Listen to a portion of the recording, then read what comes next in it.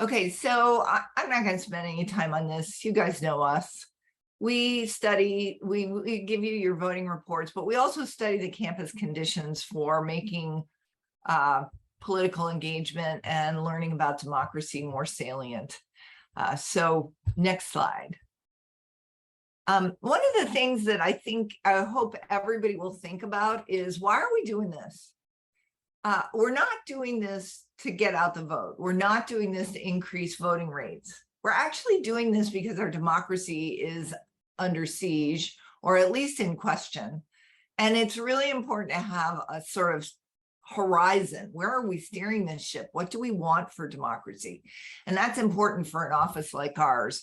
So this is just a slide. I'm not going to spend any time on it, but it's about what is it that we are striving for? What if we do our work, what is it we're hoping will come of it? We want a democracy that's more participatory, equitable, educated, informed, and how would this be? Ethically and accountably governed. So next slide. You want me to take this one, Prabhat? All right, so you guys know what NSLVE is, but just to give you a sense of the scope of this project, when I was hired, I was really excited to develop a little study with a couple hundred schools that would give me a darling little tiny data set for research. We hit a tipping point, and we are now 1,200 colleges and universities, a data set of over 10 million college students for each election year. We have representation for all states plus the District of Columbia. It is a representative sample. We have institutional representation from all different types. We do a lot of research with the database, and now we're coming up to our 6th federal election.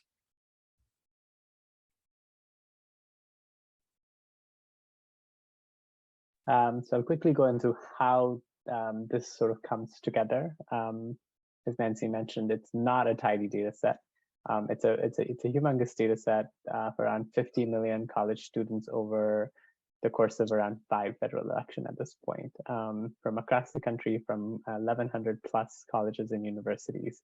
Our partner over at the National Student Clearinghouse facilitates bringing together of enrollment records on college students with publicly available voter files that we purchased from a vendor called L2. As researchers and as analysts at IDHE, we receive anonymized information, so we don't really have much information on college students except for some student characteristics and their voting behavior. We don't really know who students vote for. We just get an understanding of whether or not they voted and some of the geographies where they voted in. We take that information and we work with another federal data set called IPEDS to produce these NSLVE reports that we send out to campuses. And if you have any more questions about how this whole process works, I can also respond to them offline as well. I'm going to go on to the next slide. So these are some of our findings. Yep. Yeah. So I'm just really proud of students. When we started this study, let me just give you a shocking statistic. In 2014, which is admittedly a midterm election, our study showed that only 13% of 18 to 24-year-old college students voted. Okay, that means that if you look around this group right here, maybe one of you voted. All right, so that's a pretty stunning statistic. And it was a wake-up call to colleges and universities. It was a real shocker. Campuses thought they were doing so much better. The voting rate was actually 19% if you add older students and graduate students, but it's still an abysmal number. The numbers have skyrocketed, and in 2016, the number was 52%. That's still pretty awful since the national voting rate is around 61%.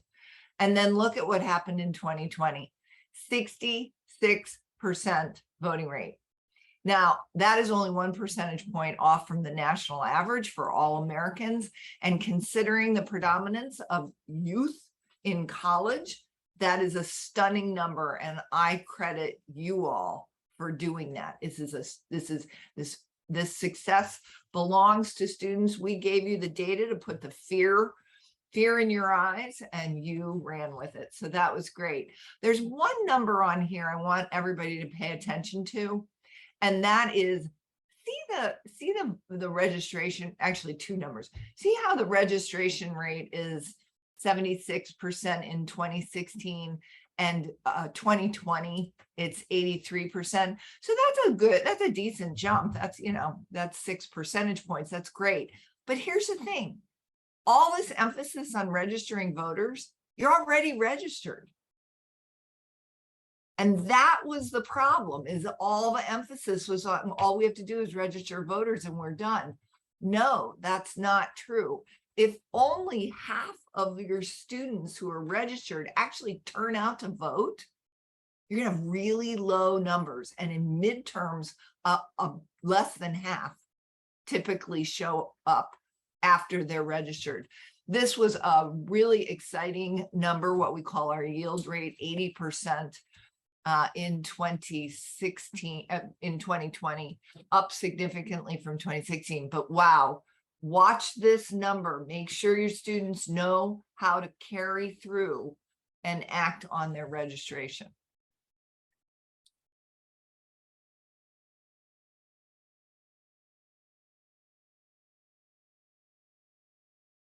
Okay, so do you all, I think I'm just going to ask you to shout out a couple of words or a short sentence.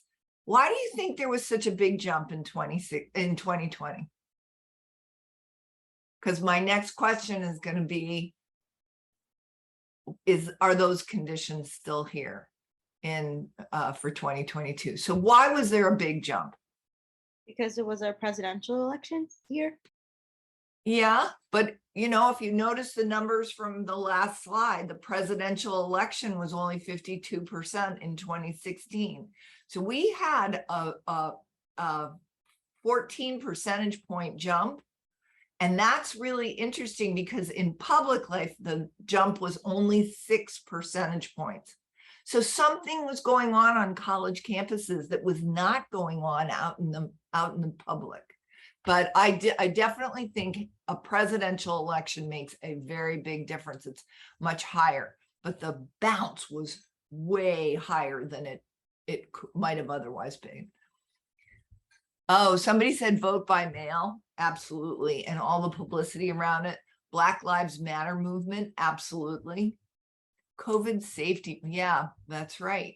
Voting was more accessible. Anybody else want to add some of these things? I think we also had a few more up ahead. Trump was one thing that had come up, and then access to early voting increasing was another one as well. Yeah, I think all of this is correct. Some of these changes in voting conditions, of course, have been scaled back in some states. So that's going to hurt.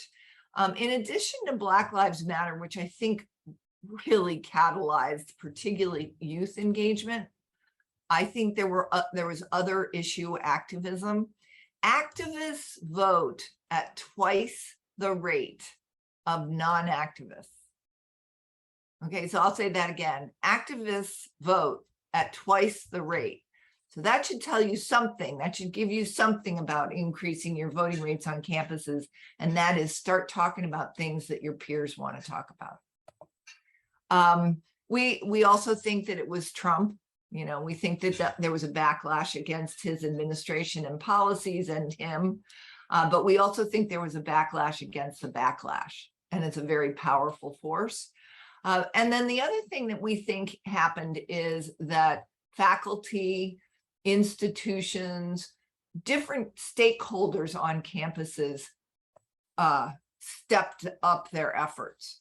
And so one of the things to think about is, okay, students, we think were energized, but we also think faculty and institutional leaders were energized. How do we maintain that energy? Okay. Nancy, during the preparation of the slide, we also talked about one more additional, I think, possible causes that I think didn't come up, and this was related to sort of the increasing diversity that the country has seen, and how that is possibly also a motivating factor in some respect for coming out to the polls. Yeah, I'm going to come back to that when we talk about our qualitative research. There is a correlation between diversity and voting rates, and that we find very interesting. It's something we need to learn more about. We need better and more data. But right now, my hypothesis is that diversity matters and the conditions on campus surrounding diversity matter. Thanks for that, Prabhat. Thanks for flagging that.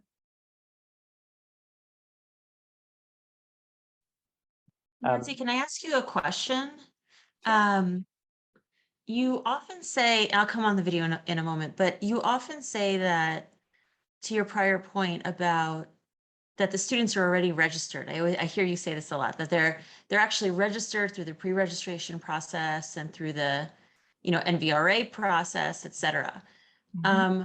But isn't it true though that they also have to update their registration? I mean, they come to the campuses, right? They have to update, they have to do a change of residence in order to vote from their school, more often than not, unless they have election day registration, et cetera. So I'm just curious how you see it, because I know you talk about this point often, which is they're already registered. I'm wondering how, like, from your perspective, how you thread the needle. Yeah. So Yael, thanks so much for that question. And it's good to see your box on my screen. One of the myths about college students is that they all attend school out of state in residential communities and get to throw frisbees around on the quad. That is not the typical college student. Most college students go to college close to home, and they do not need to re-register. So it's actually something to look at. How many of our students are from out of state? How many of them are from across state? And then what are the rules about them registering again if they are in-state students who still are not from the local community?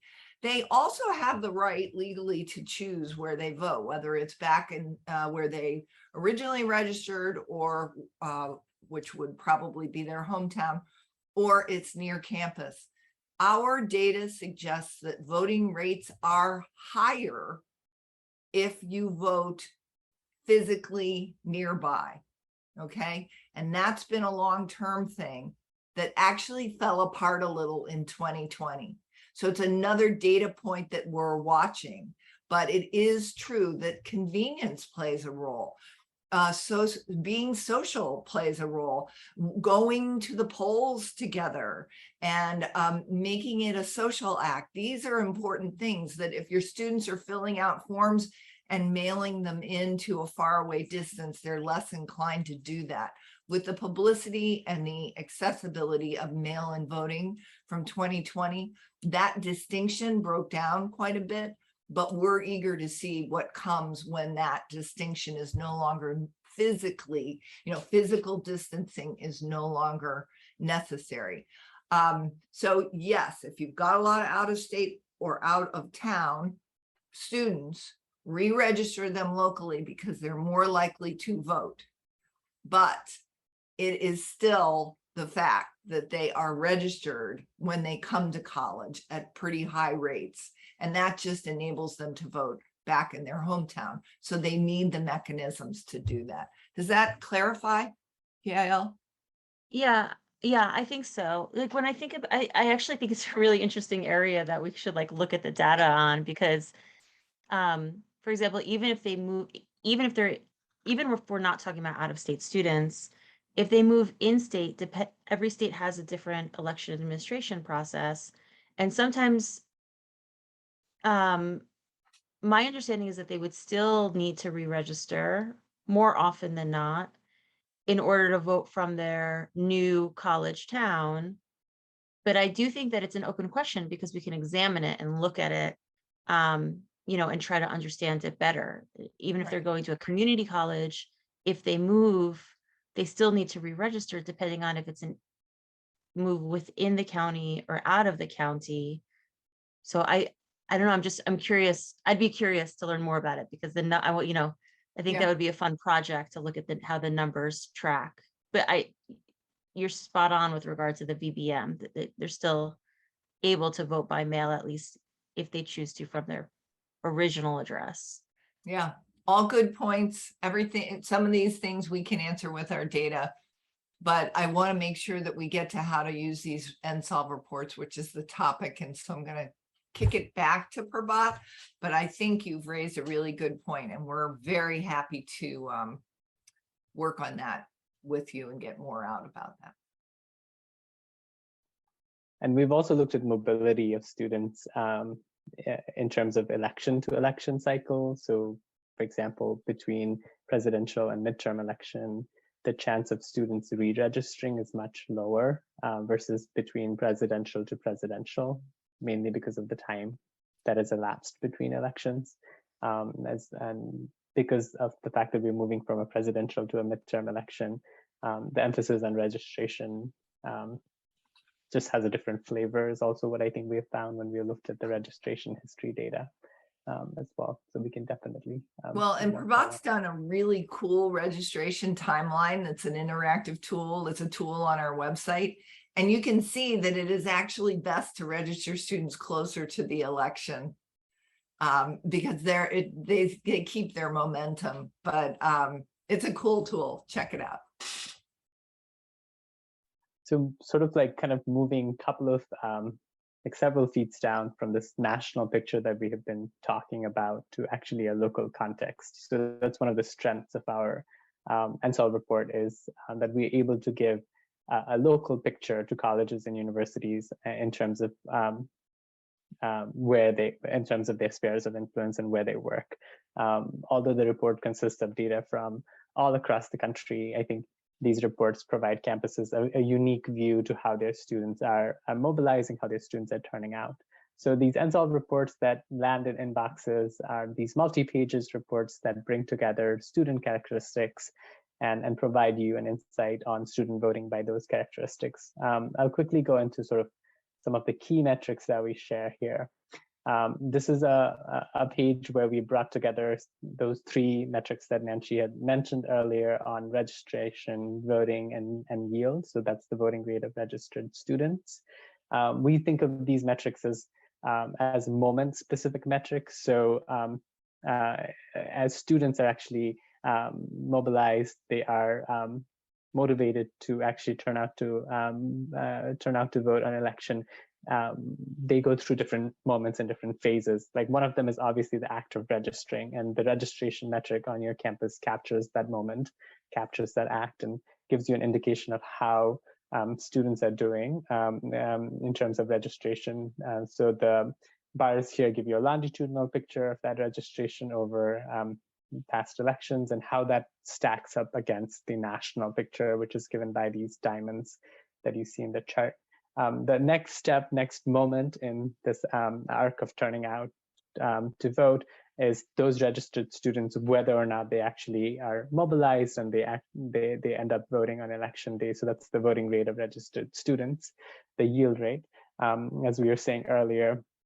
And this really varies campus to campus. And even you can see in this particular example that we have here in 2016, this campus was voting at rates commensurate with the national yield rate. But in 2020, this campus has exceeded the national yield rate by voting at rates higher.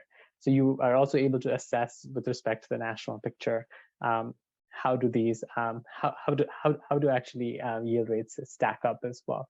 And eventually the last metric, which actually tends to be used a whole lot, but we find that to be almost somewhat least informative. It just gives you a wholesome picture of what happens on your campus in terms of voting. So of everybody that you mobilized with registration, of everybody that were mobilized and that then turned out to vote, of those people, of all the students that are on your campus, what is the voting rate? So that's what that voting rate metric provides you. It's one of the most used metrics, and it's most publicized metrics in the field. But that gives you sort of the overall picture of what happens on your campus. The objective of this page is really to let your campus assess what is happening with respect to the national picture.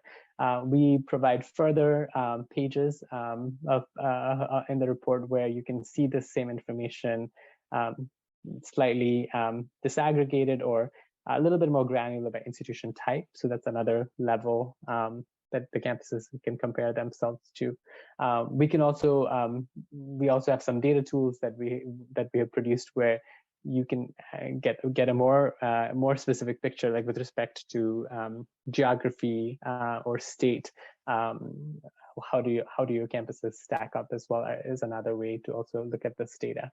The next page that we have, and this really varies campus to campus. So we are using, as we talked earlier, about the enrollment records that actually come to us via National Student Clearinghouse for giving these campus reports. So not all campuses actually provide data on their students' demographic characteristics to the National Student Clearinghouse, but for campuses which do provide this information, we're able to share voting rates for college student communities, and similarly also give you benchmarks at the national average to compare against, to see how the campus community is stacking up against the national picture. Over time, this data set has become much more available. I think as recent as 2020, 60% of students actually had this information. So that means 40% of school students still don't have this data available, but that has been a pretty big change in terms of this data's availability.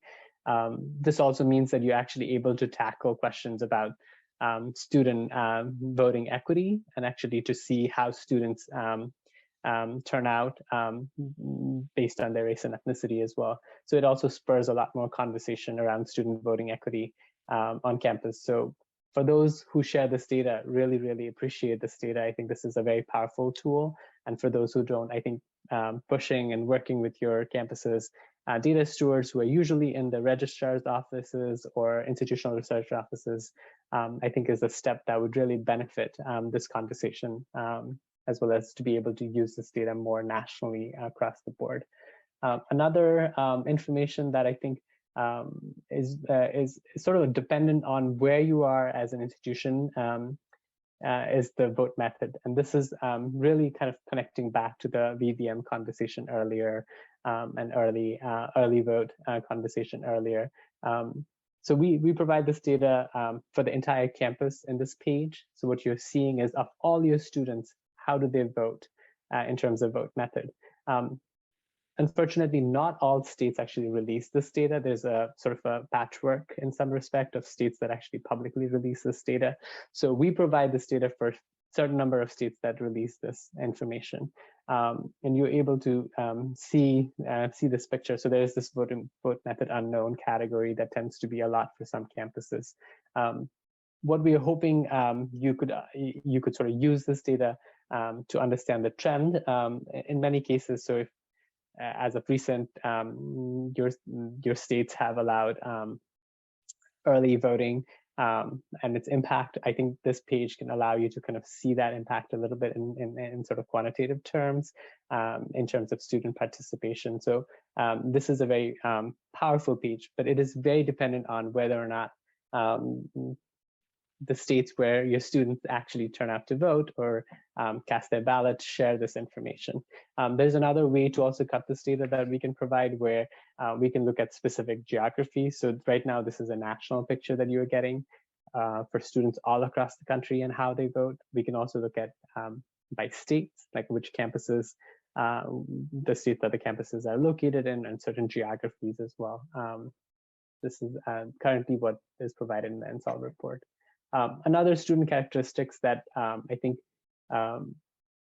is pretty important for faculty members and campus administrators to use the field of study data.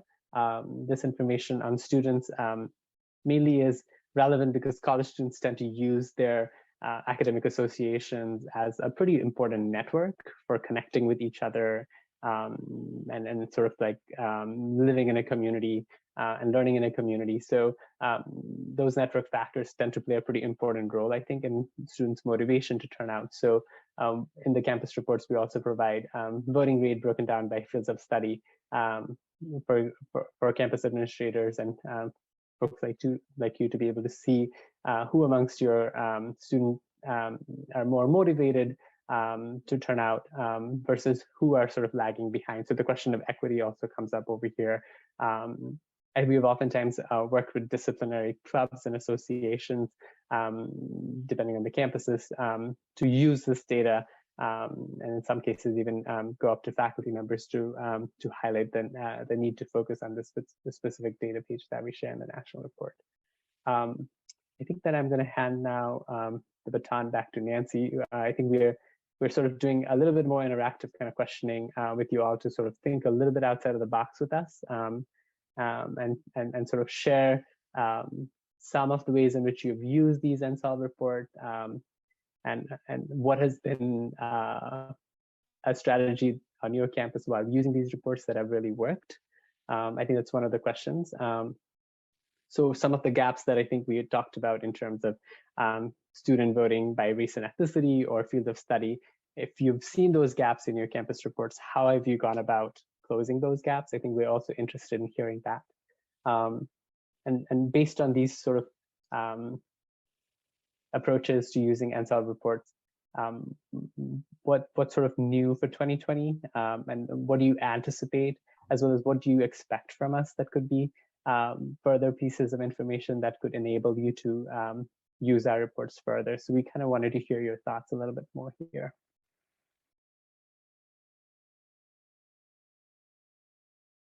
I'd also love to know what AGF is telling everybody to do to in the way of best practices or closing equity gaps. Feel free to put them in the chat, or if you want to share something. And if you need to think about it a little bit more, we can keep going. But I think these are the most important questions right now for you to be able to answer going into this fall. Yeah, no, this is, you know how much we love working with you all. So thank you both for being here. I would say the way that AGF really wants to promote the use of NSLVE is, one, our goal is to get 100% of our campuses signed up to be an NSLVE reporting campus. So that's the first thing. And the second thing that we're doing is, and I know that y'all know this, but we're taking a page out of your book, is people feel more inclined to contribute to data when they see that it's being used. So what we're doing, what we want to do and continue to do, is to really highlight the campuses that have really high levels of engagement with their NSLVE data, how they're using it, really make it feel like there's a community of folks in this space that are really using this data and using it to identify future problems that they can anticipate for voting outcomes. Like, we've had many students look at the NSLVE data from 2016 and use it in the 2020 election to specifically target STEM students, and have really used the data to really help make their action plan. So we really encourage our students to look at the data as a way to map out what the upcoming academic year looks like for civic engagement, and really have their plans be rooted in numbers and quantitative data. So that's some of the things that we're doing, but would really love to hear from y'all as well. What are some things that you found to be helpful from nonprofit partners to continue the use of the data?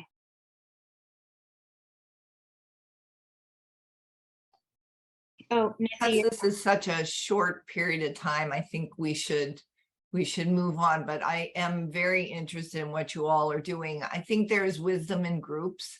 And one of the things I love the most about AGF is its emphasis on collaboration and sharing and learning together. And I encourage you to do that. While we do a lot of research, we are not the only experts in the room. Next slide. Okay. So I'm going to talk a little bit about our outlier studies. And these are the studies of the campuses that had wildly high voting rates. Okay, right now we have done 10 of those. We're in the midst of 4 more that are campuses that have closed equity gaps. And then we've done a number of campus climate studies on a number of other things. Right now we're up to 25 campus climate studies. Next slide. Okay, so I think the findings might surprise you. And for those of you who have heard me before, you know that I talk about this all the time. But we went to these campuses with these crazy high voting rates, and at half of them were met at the door by somebody who said, we aren't sure why you're here because we don't pay any attention to elections. And that was mind-blowing to us. For one thing, we had a whole code book on how many tables are set up in the student union and things like that. And we had to throw out the code book and then rewrite it based on what we were learning. That's a great way to run a study. It's really objective and smart, but it scared us to death because it was not what we expected. And so here's what we found, all right? We found that attitudes and a sense of belonging, social cohesion, and a real intentionality by the institution on teaching students to care about each other was a factor. It created the conditions for political discussion, political disagreement, political collaboration, and that really played a role. And what was most important was it worked across diverse perspectives, identities, ideologies, and lived experiences. So pay attention to relationships on your campuses, teach people to care about each other, share responsibility for each other's success and well-being, and do so across differences. These are the conditions that are necessary for our #1 finding, and that is talk politics. Talk politics in every nook and cranny. And it goes back to a point earlier about issue activism, to get students to know what they care about and then to link what they care about to the election. These were campuses that provided a lot of leadership opportunities for student activism and for running things. This is an essential role for Andrew Goodman Foundation. They are already doing a great job providing leadership opportunities and learning opportunities for students. And then the last thing we did see on some campuses, kind of a celebratory spirit. It was fun. But we are very cautious about recommending that because it didn't happen on all of the campuses. So those are things. We have written these up in something called election imperatives. And what we did in the last version is we said, okay, what are our findings from our research that then inform students and voter coalitions, faculty, and institutional leaders. And in that document, you can open it up and find you, and you'll see some of our recommendations. Next slide. Okay, so that's election imperatives. There's a link. We'll put it in the chat. It does all of this stuff. It also has an equity checklist. I think you've heard me say already, it's not about getting out the vote. It's empowering the vote for all people. Next slide. Can we go to the one after the one about the, yeah, okay. So this is the last thing I'm going to talk about. And this is something that we put up on our website, I think in 2016. We have recently run a survey of NSLVE campuses to ask what the campuses need from organizations like AGF and others. And we also asked questions like, what resources do you use? Which ones do you find the most valuable? Things like that. And we will be sharing those with the organizations within the next few weeks. But this one shocked us. And that was that our discussion guide was one of the most utilized tools. I have to tell you, I wrote that thing a long time ago, and we have no idea what gets used, right? So we're really excited. But this is a discussion guide. It maps out everything. It's got tips for facilitators. It starts with relationship building. It identifies issues and problems. It helps students think through solutions. And then there's a report card at the end. And the report card is kind of, how are you doing on this and that? And so, for example, faculty political engagement. How are your faculty engaging? Are they doing it? Are you doing so across disciplines? Things like that. And so it kind of provides a little checklist. And so I guess since it's so widely used, I would recommend it. It does align with our #1 finding, which is political discussion really matters. We have another discussion guide on our website that I think is actually better. And that's one on free speech and inclusion, which everybody wants to talk about right now. And that was vetted by the ACLU. It's a really good guide. It's been picked up by university attorneys and recommended. So there are 2 guides, this one on talking politics and the other one on speech and inclusion. And thank you, Prabhat, for putting those links in. So I don't know if we have any time left, but I just want to know if you have any questions. I want to go back to your concerns and your optimism. You have a reason to be optimistic because the numbers are in your favor and the momentum is in your favor. Okay. And then really interesting statistic from 2020 is the youth. The younger students voted at higher rates than the older students. And that means they're probably still on campus. And so that might carry over. That's really exciting news. Definitely focus on those younger students. They're very engaged and they are ready. They're not very happy with what's happening in our public life. So I'm going to stop there. Are there any questions, any things you want to talk about?